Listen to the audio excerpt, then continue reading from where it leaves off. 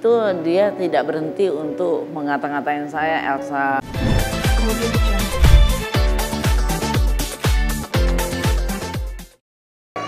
Pemirsa Call Me Mel, jujur ini bukan seperti tayangan live, ini ibaratnya seperti mimpi. Kalau saya akhirnya bisa duduk satu set lagi bersama dengan Ibu Elsa Sharif. Ibu Cipika, Cipiki, Ibu Cipika, Cipiki. Kayak adegan kita kemarin Bu, damai, peace karena damai itu indah. Baik. Jadi duduk dulu Bu. Oke. Jadi malam hari ini bukan tidak akan ada pertikaian, kami berjanji hanya akan ada perdamaian. Amin, amin, ya. amin, amin ya. Ibu Elsa, how are you? Apa kabar Ibu? Kondisi kesehatan, mental, fisik seperti apa sekarang?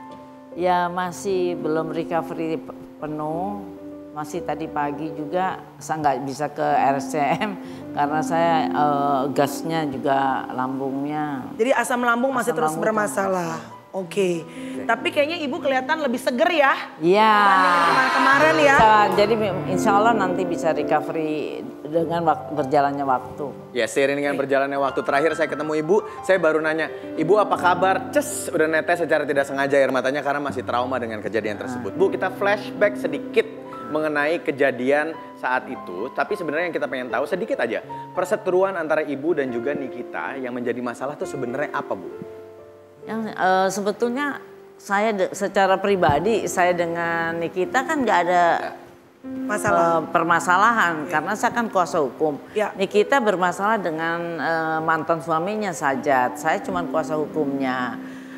Dan juga ini juga bukan perebutan anak, tetapi bagaimana kita melindungi anak supaya anak ini bisa mengetahui ibu dan bapaknya dan mendapat kasih sayang dari kedua orang tuanya.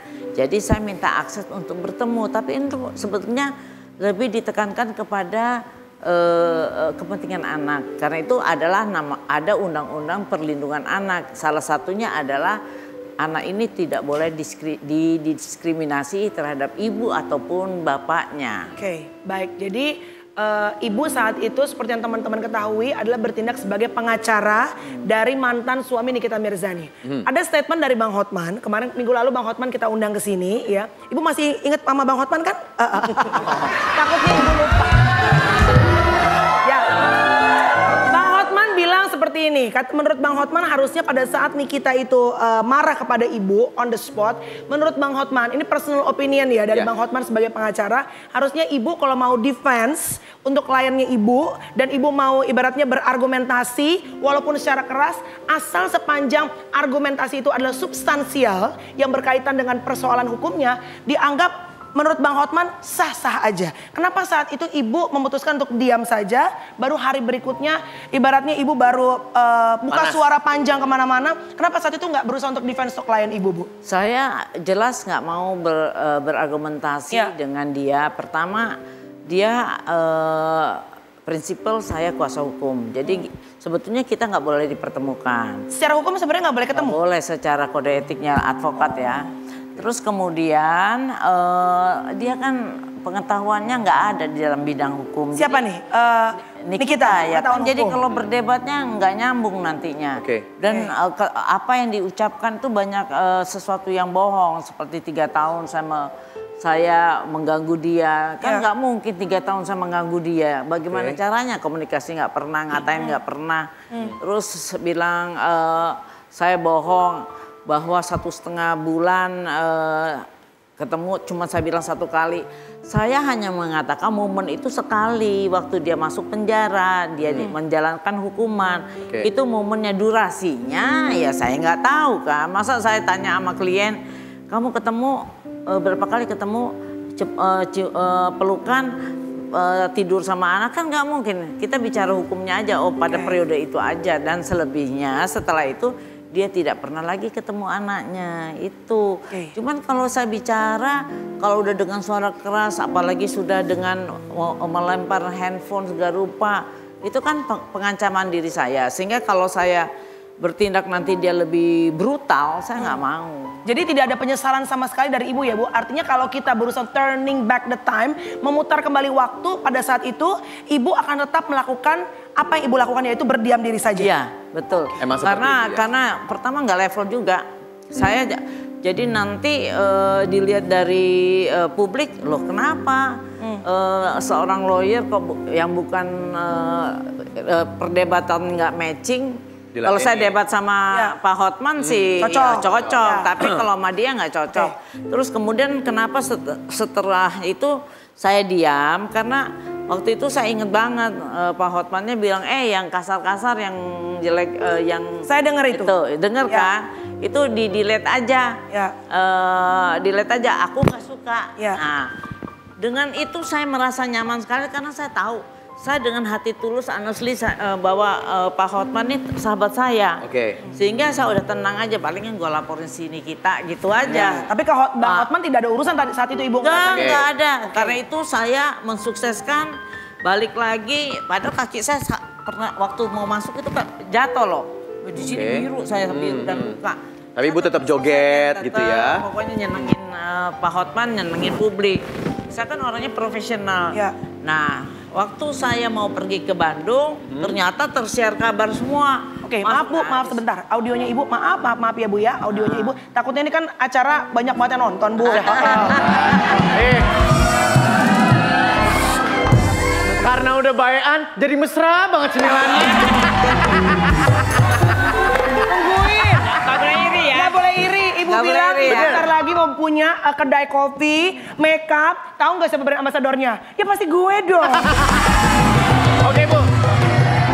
Jadi singkat cerita apa yang membuat ibu keesokan harinya baru panas dan juga bersuara, bukan karena ada yang komporin di belakang. Karena banyak netizen, ini bukan kita yang ngomong, kita membaca komen. Netizen bilang sebetulnya itu bukan ibu bergerak sendiri, katanya sekali lagi ya.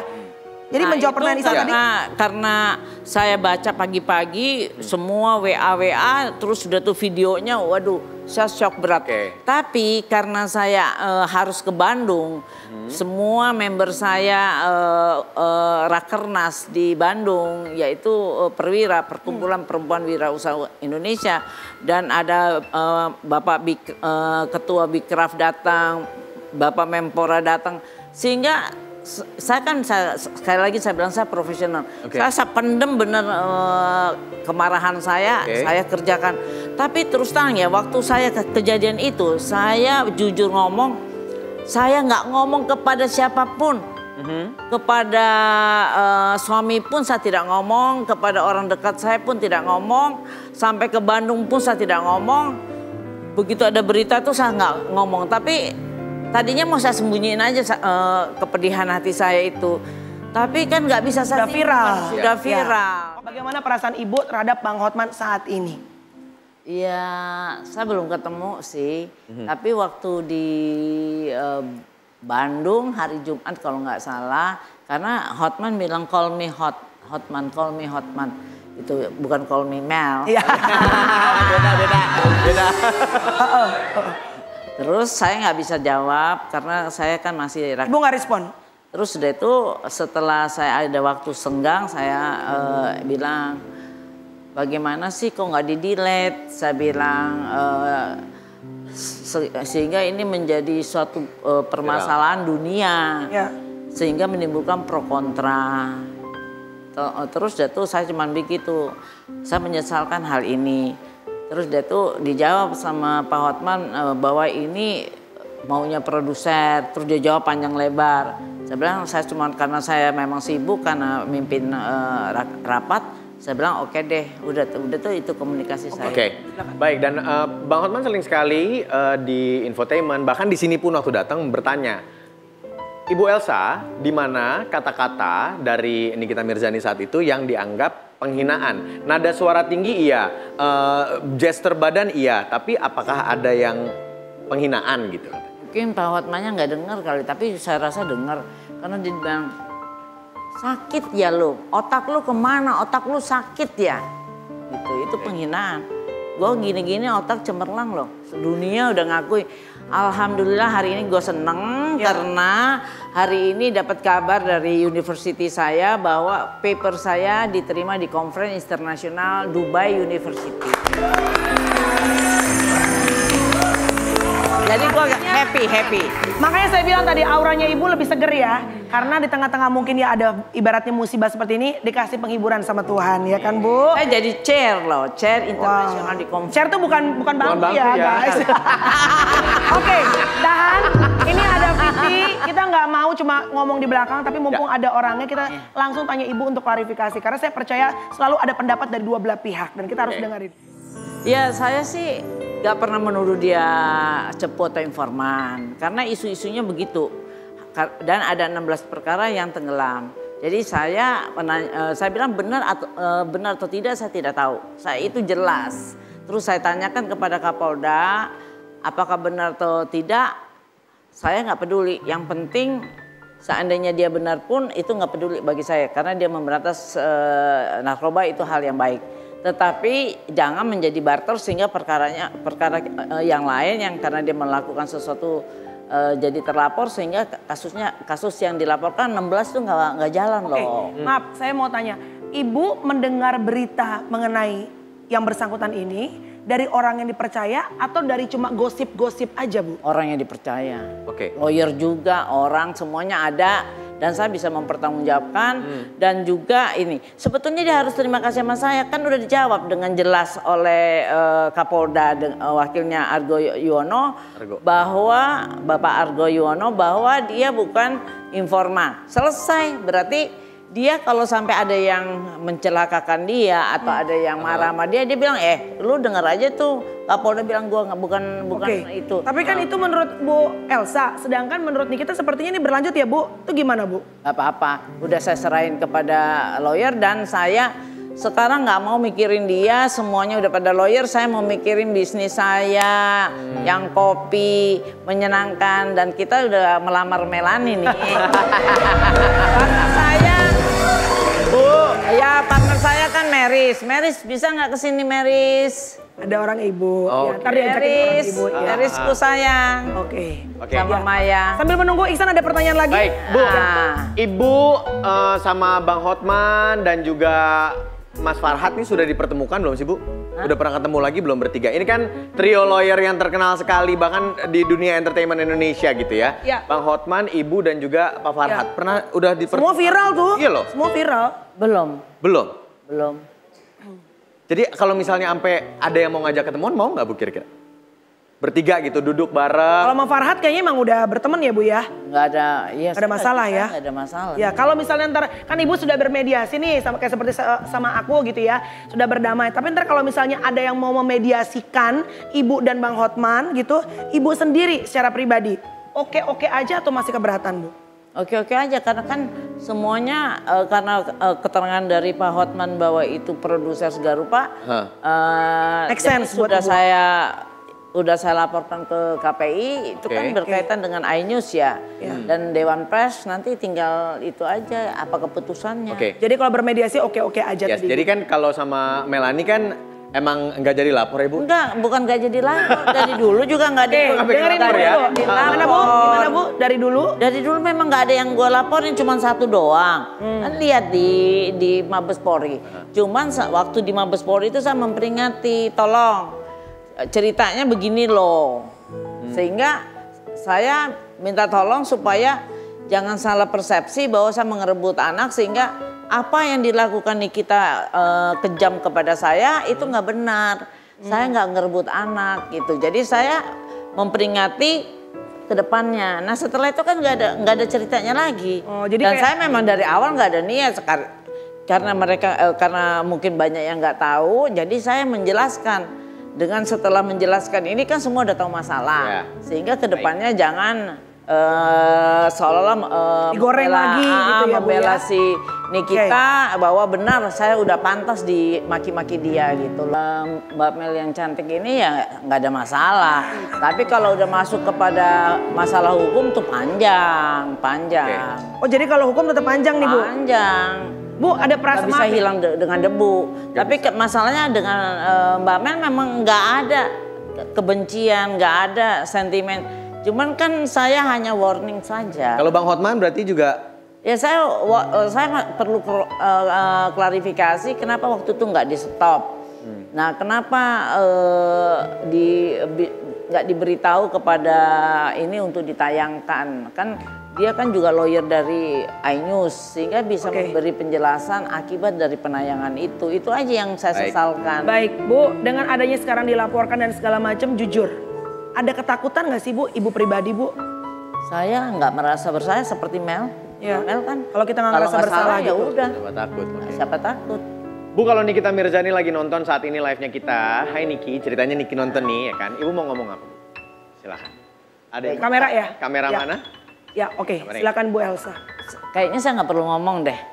Soalnya dia selalu menantang dan menghujat saya dan sampai detik ini saya mendapat kabar dari asisten saya yang follow dari Instagram karena saya nggak main Instagram. Itu dia tidak berhenti untuk ngata-ngatain saya Elsa sarap macam-macam yang nggak pantas dan kata-katanya sangat kotor dan jorok dan saya polisi aja waktu lihat barang buktinya nggak sanggup membacanya saking joroknya yang nggak kita mau baca aja saya nggak mau baca.